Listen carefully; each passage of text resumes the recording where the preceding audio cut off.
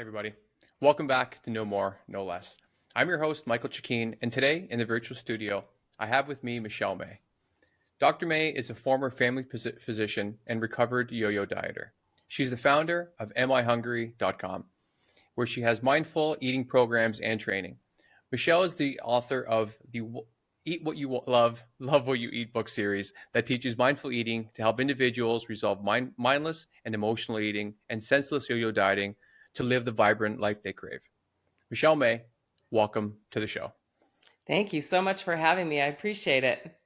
I guess let's start what appears to be the epicenter of the problem. Why does it seem like every single diet program out there fails in the long term?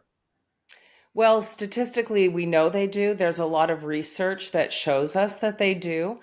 I don't know why we keep trying the same thing over and over again, expecting different results. That's the definition.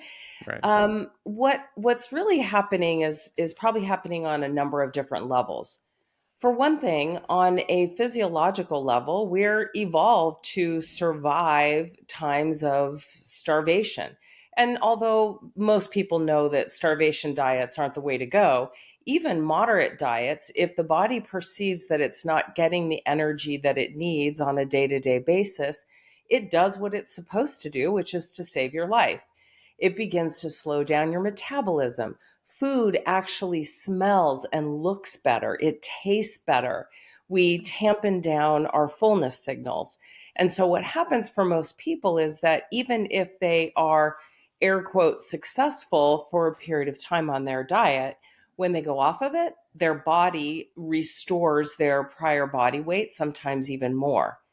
On a psychological level, we begin to feel deprived of the foods that we're not allowed to have. Ironically, sometimes we even feel deprived of things we didn't even care about before we weren't allowed to have them anymore. So then we start developing cravings for those foods.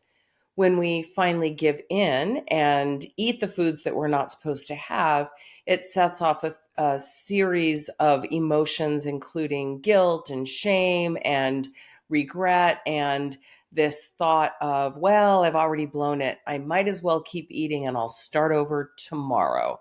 And so, between these very powerful effects, most people, even very successful people, people who don't have any problem with willpower in other areas of their lives, continue to struggle with food.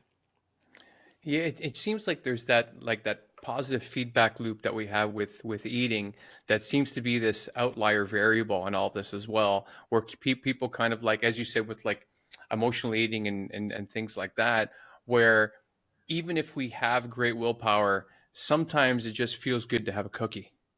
Yeah. And it seems like there's so many of these crazy diets out there that you think they would have just gone away by now with the detox and the paleo and the carnivore. And I'm honestly, I could probably name them for the whole time of this episode. And you think they would be looking at either more sustainable things instead of just chasing it one after